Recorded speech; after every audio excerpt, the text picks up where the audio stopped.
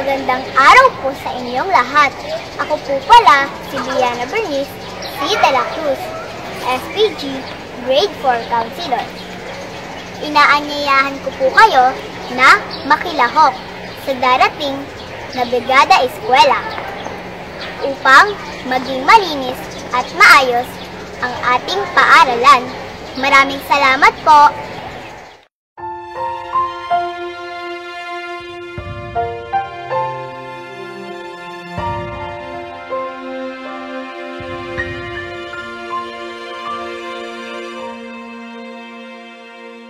Kay raming pangarap, minsan natutupad, minsan di para sa atin. Sa mga pagkakataong ito, ako'y nagpapasalamat pa rin sa pagsikat ng araw, liwanag ng buwan at bituin,